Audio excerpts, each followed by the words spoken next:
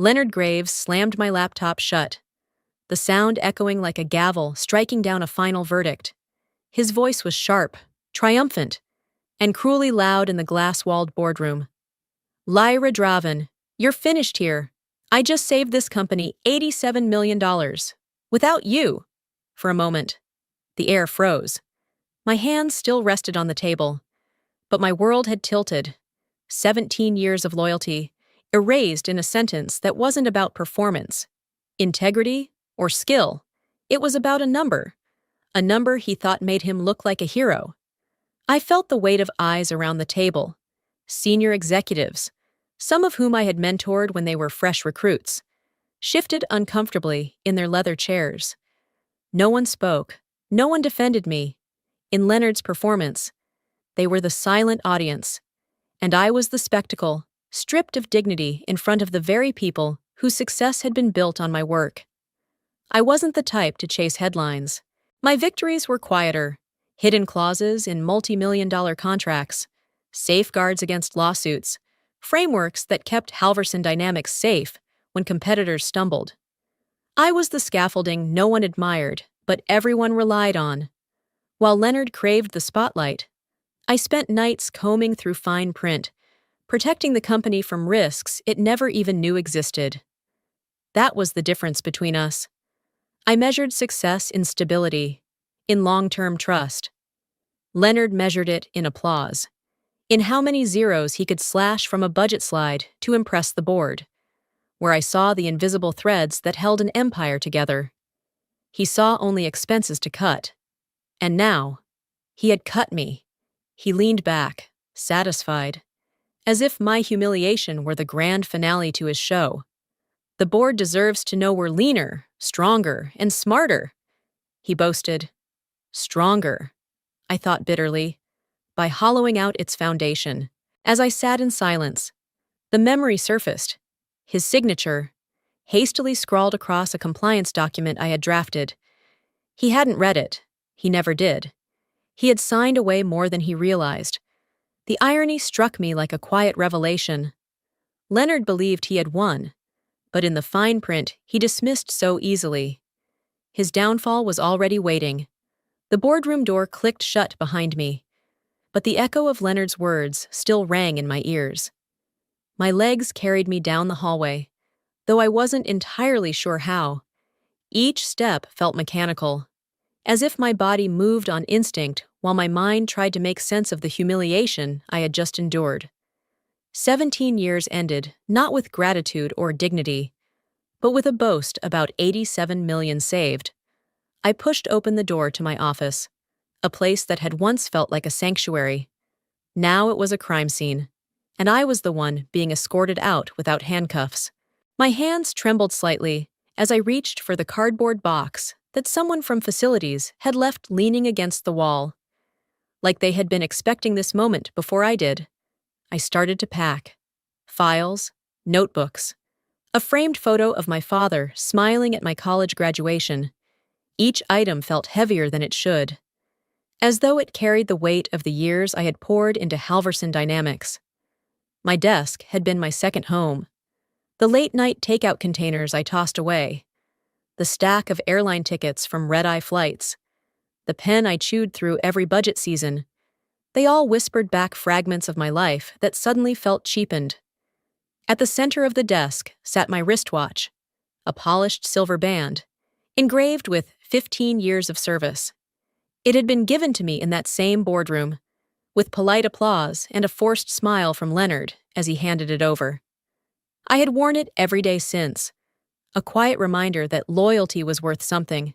Today, that reminder felt like a cruel joke. I took it off and placed it gently on the desk. It didn't belong to me anymore. It belonged to the company that had stripped my name from its future with one smug announcement. As I carried the box down the hall, eyes followed me. Some pretended not to notice, ducking into offices or fiddling with their phones. Others let their gazes linger too long, filled with the kind of pity that stung more than silence. I could almost hear their thoughts. That's Lyra Draven, the architect. If they can discard her, what chance do we have? I kept my head high, Even as my chest tightened with each step, the humiliation was sharp, but I would not give Leonard the satisfaction of seeing me break. Then, just as I passed the row of junior analysts, a hand slipped something into my box. I looked down, startled, and saw a folded piece of paper resting on top of my notebooks. When I opened it, I found 5 words scrawled in quick, nervous handwriting. "You're the reason we're still standing." The words blurred for a moment as tears threatened to rise. I blinked them back, forcing composure. It was only a scrap of paper, but in that fragile moment, it felt like the lifeline I hadn't known I needed. I sat in the quiet of my living room that night, the cardboard box of my belongings resting on the coffee table like a coffin for 17 years of my life. Every object inside was ordinary: a pen, a notebook, a photograph. But together, they formed a mosaic of a career built on sacrifice. I thought back to the nights when my son's birthday candles were blown out without me at the table, my voice joining only through a grainy video call from a hotel room. His face had always been forgiving, but the hurt lingered in his eyes. There were the endless red-eye flights, the kind that left my body aching and my mind fogged. Yet I would walk into meetings across time zones and negotiate like my life depended on it. In many ways, it did. Promotions, contracts, the quiet nods of respect from board members, all of it was earned on the back of sleep deprivation and loneliness. And then there was my father. I will never forget the day the call came. He was slipping away in a hospital bed, and my family begged me to come home. But I was in Brussels, locked in a negotiation that Leonard himself had demanded be won at all costs. I signed the contract, shook hands, and by the time I boarded the plane back, my father was gone. The memory is a weight I carry still, a debt that no paycheck or plaque could ever repay. That was my reality. Years traded for loyalty, family moments exchanged for corporate victories. And yet Leonard Graves, with his perfect smile and expensive suits, moved through the world differently. He thrived in press conferences, where flashing cameras captured him shaking hands with investors. He fed on applause, headlines, and the illusion of brilliance. To him, numbers on a screen were proof of greatness, not the sleepless nights or invisible scaffolding that kept those numbers from collapsing. The contrast between us burned deeper with every memory. I had given flesh and blood, he had given sound bites, and now, he had humiliated me with a flourish, turning my dismissal into his victory speech. But as I sat in silence, one thought rose above the ache of regret. Months earlier, I had built what I called the domino clause. It was a web of safeguards buried deep in the contracts, designed not to sabotage, but to protect. If oversight was stripped, if compliance was bypassed, the chain would trigger penalties no one could stop. It was my insurance against reckless leadership, and Leonard had dismissed it as needless complexity. Now, staring at the silver wristwatch I had abandoned, I realized the irony. The very clause meant to shield the company could become the lever of its downfall. Leonard believed he had ended my story. He hadn't yet realized he had signed the first domino himself. The next morning, I found myself sitting in a corner booth at a cafe across the street from Halverson Dynamics.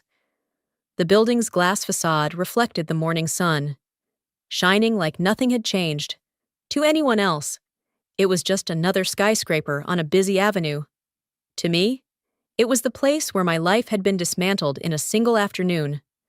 I wrapped my hands around a paper cup of black coffee, letting the steam rise into my face. Around me, the cafe buzzed with quiet chatter, clinking spoons, and the hum of an espresso machine. Yet I felt separate from it all, as if an invisible pane of glass stood between me and the world.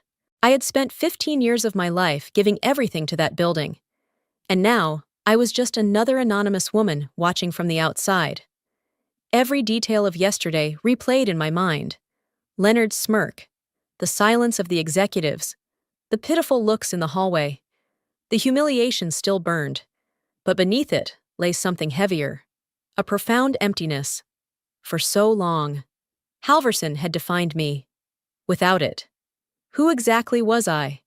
I took another sip, bitter on my tongue, and stared at the rotating glass doors where employees streamed in and out. Some faces I knew, others I didn't. I wondered if they thought of me at all this morning, or if I was already erased like a file dragged to the trash. Then my phone buzzed. I glanced down, expecting another empty calendar notification or a bill reminder. Instead, it was a message from an old colleague, one of the few I still trusted. The words were short, almost whispered. "He thinks you're gone, but your work isn't." I read it twice. Then a third time, my chest tightened. Not with pain, but with something sharper, more alive. My work wasn't gone. It was still breathing inside those contracts, inside the structures Leonard had never cared to understand. As I stared at the message, another notification came through, this time from someone I hadn't spoken to in months, then another, and another. None of them were long, just fragments. A quiet thank you, a note of regret, words of encouragement. And that was when I understood. Not everyone in that building had abandoned me. Some still remembered who had held the scaffolding together all those years. Some were still standing because of me. I leaned back in my chair, watching the tower across the street. The loneliness didn't vanish, but it shifted. For the first time since Leonard slammed my laptop shut, I felt the faintest stirrings of something beyond humiliation. They thought they had silenced me. They hadn't realized that, even in absence, my presence lingered. The threads I had woven into Halverson dynamics were still there, and Leonard was walking straight into them. The headline hit me before the coffee cooled. Halverson CEO saves company $87 million, a new era of sustainable growth. I stared at the screen of my phone, the bold letters blurring for a moment before they cut straight through me. There was Leonard Graves, smiling for the cameras, his navy suit perfectly pressed, his words rehearsed like lines from a play. He was giving interviews now, basking in the spotlight, talking about efficiency and streamlined futures, as though gutting my position was not just smart, it was noble. I set my cup down harder than I intended, the porcelain clinking against the saucer.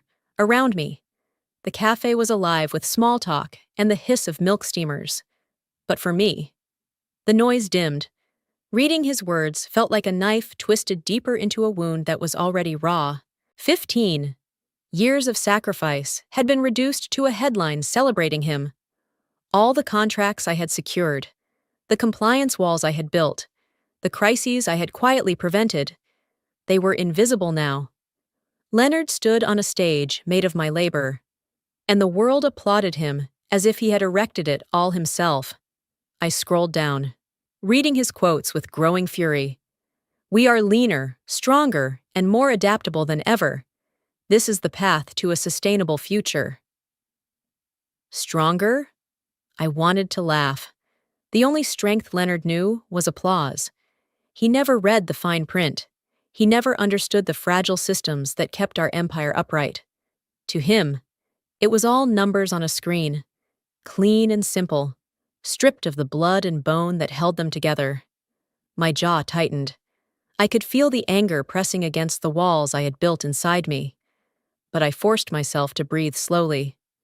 Losing control was what Leonard would want, to prove he was right, that I was expendable. So I stayed still, the quiet exterior masking the storm underneath. Then my phone buzzed again. A new email slid into my inbox. Subject line flagged urgent. I hesitated before opening it, expecting another insult in the form of a news alert. But it wasn't from a journalist. It was from a partner overseas, one of our most critical suppliers. Compliance signature missing. Contract suspended until clarification. I read it twice, my heart beginning to pound for reasons very different than rage. The name on the email was familiar, a firm we had spent years securing. They weren't asking Leonard for answers. They were asking me.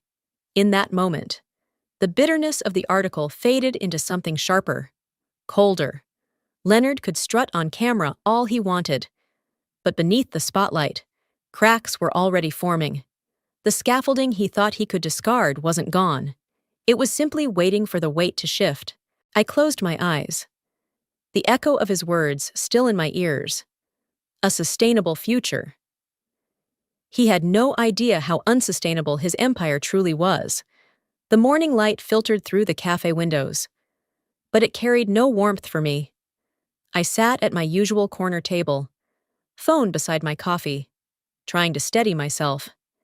Every hour since the article about Leonard had gone live, my inbox had filled with congratulatory press clippings celebrating him as the visionary who had saved the company $87 million. Each headline felt like another stone pressed onto my chest. But that morning was different. Something in the air felt charged, like the silence before a storm. I checked the time. 9:13 a.m. My pulse quickened. I knew the contracts better than anyone. I knew what was about to happen. The domino clause I had written months earlier wasn't sabotage. It was a safeguard. But Leonard, in his arrogance, had removed me from the system, leaving no one authorized to maintain compliance. The minute ticked over. 9:14 a.m. It began. My phone buzzed violently on the table. An automated notification lit the screen. Penalty enforced. Supplier 1. A European partner had triggered the first clause, citing a missing compliance signature. Mine. Seconds later, another notification. Penalty enforced. Supplier 2. Then another. Contract suspended. Logistics partner.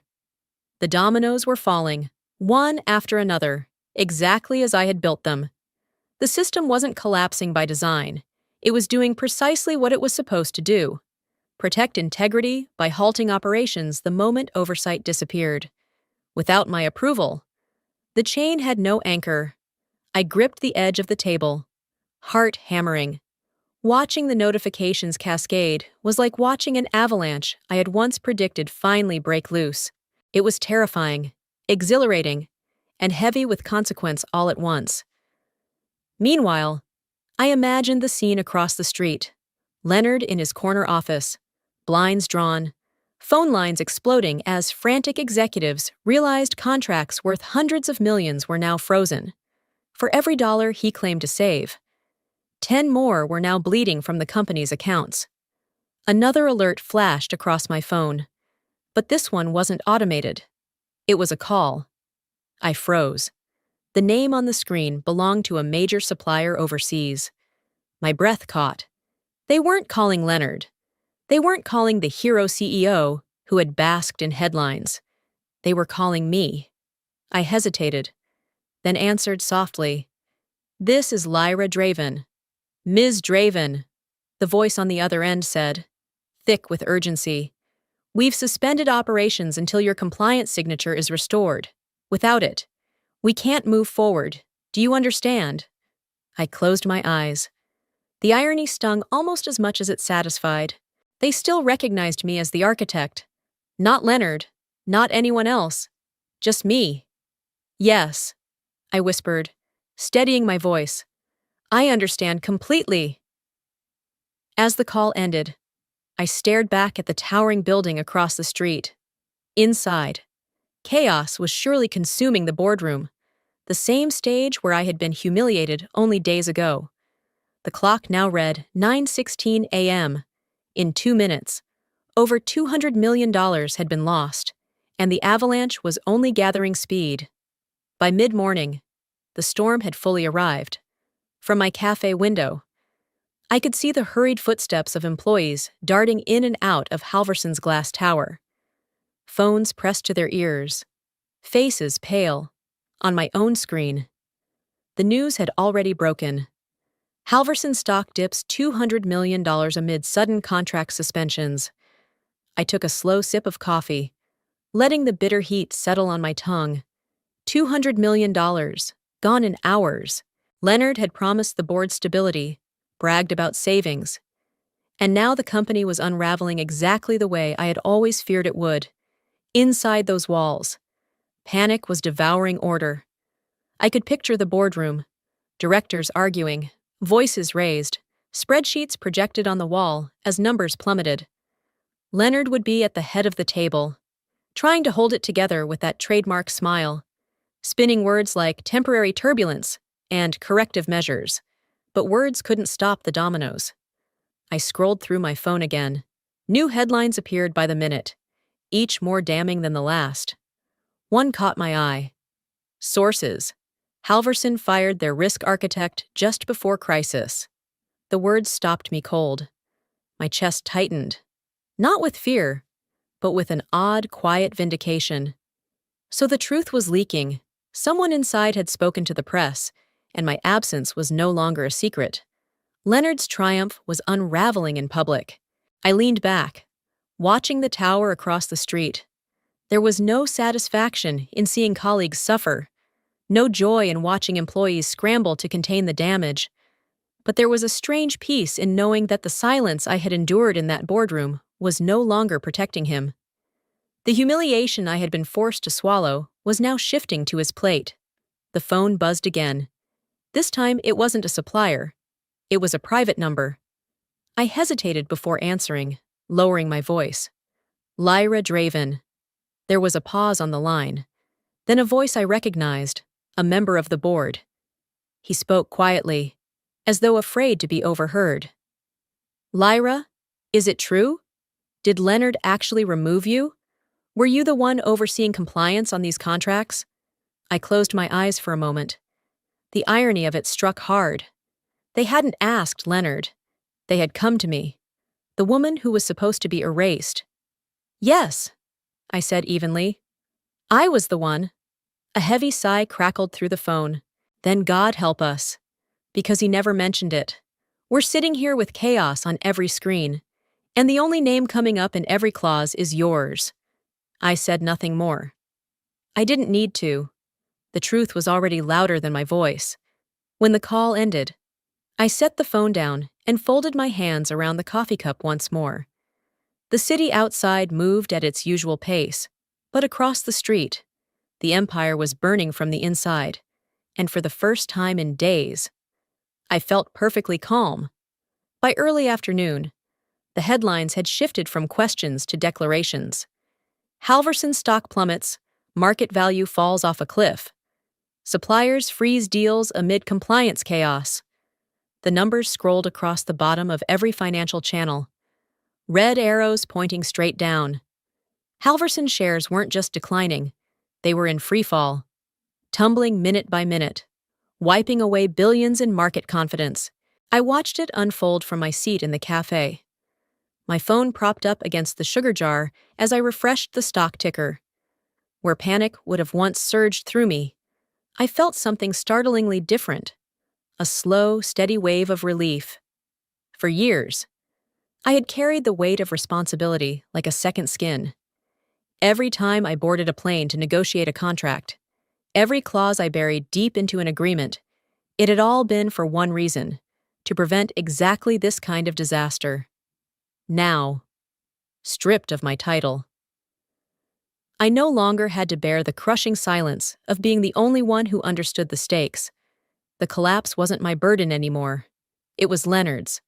Across the street, the Halverson building looked the same: gleaming glass, polished steel, but I imagined the chaos inside.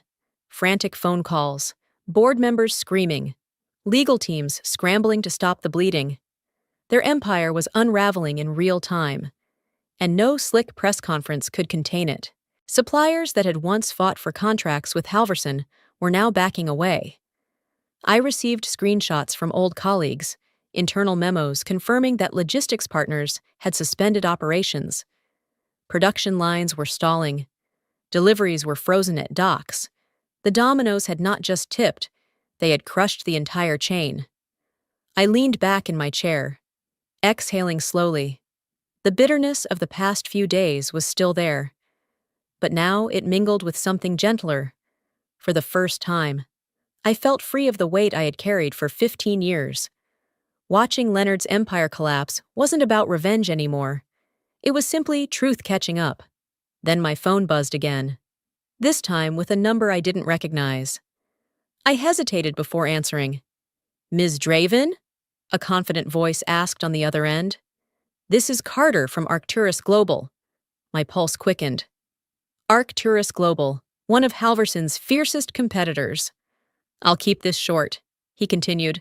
"We've been following the news. What happened to Halverson is tragic, but predictable. We value what they threw away. We'd like to meet." The words hung in the air, sharp and undeniable. They weren't calling Leonard. They weren't chasing the man plastered across headlines hours ago. They were calling me. I swallowed, my fingers tightening around the phone. Relief deepened into something stronger. Vindication. "Send me the details," I said quietly. "I'll listen." When the call ended, I glanced back at Halverson's tower. For years, I had given it everything, and it had discarded me like spare change. Now, others saw what Leonard never could. My worth wasn't in saving him. It was in knowing he could never survive without what I had built. The call came just as the markets closed. My phone lit up with a number I hadn't seen before, but I recognized the desperation behind it before I even answered. "Lyra?" Leonard's voice cracked through the line, stripped of its usual polish. "Listen to me. We need you back. Just for today. Just to sign off on the compliance chain. We can renegotiate your role later. But right now, the company is bleeding out." I sat there in silence, letting his words tumble over themselves. The man who had paraded me out of the boardroom, bragging about saving $87 million, was now begging for the very oversight he had dismissed. "You don't understand what's happening," he pressed on, his voice growing frantic. "Contracts are frozen. Shipments stopped. The board is threatening me with removal. You're the only one who can unlock this. I'll give you whatever you want. Your title back. Your salary doubled. Just, please." I closed my eyes, steadying my breath. For 15 years, I had carried his blind spots, patched the holes he never saw, and kept the empire standing while he soaked up applause. Now the scaffolding had fallen away, and he finally understood what it meant to stand alone. My reply was quiet, but firm enough to cut through his pleading. "You removed me. The system recognized it." There was a pause, the kind that stretches like a chasm. Then his voice cracked, raw and frantic. "Lyra, please think of the company. Think of the people." But I ended the call. I stared at the phone for a moment, my hand steady, my heart calm. For the first time since this nightmare began, I wasn't reacting, I was choosing. The power Leonard thought he had stripped away had been here all along, buried in the fine print he never bothered to read. Minutes later, notifications began to pour in, not from Leonard this time, but from news outlets. My rejection hadn't stayed private. The call had been recorded, leaked, and already spinning across financial networks. Exclusive: Halverson CEO begs fired executive to save contracts. Draven refuses. Company crisis deepens. I could imagine the boardroom erupting as journalists replayed Leonard's broken pleas on loop. The same directors who had sat in silence while I was humiliated were now watching their visionary leader beg for the woman he had discarded. Across the cafe, the television mounted on the wall played the clip with bold captions. Customers glanced up, some shaking their heads, others laughing at the irony. Leonard Graves, the man who built his image on confidence and control, had been stripped bare for the world to see. I lifted my cup of coffee, savoring the quiet steadiness in my chest. I hadn't shouted. I hadn't sought revenge and anger. I had simply said the truth, and the truth had done what arrogance never could. It silenced Leonard Graves. By the end of the week, the numbers were impossible to hide. Halverson Dynamics had lost $600 million in market value. Contracts were frozen across continents. Suppliers demanded penalties, and investors fled in droves.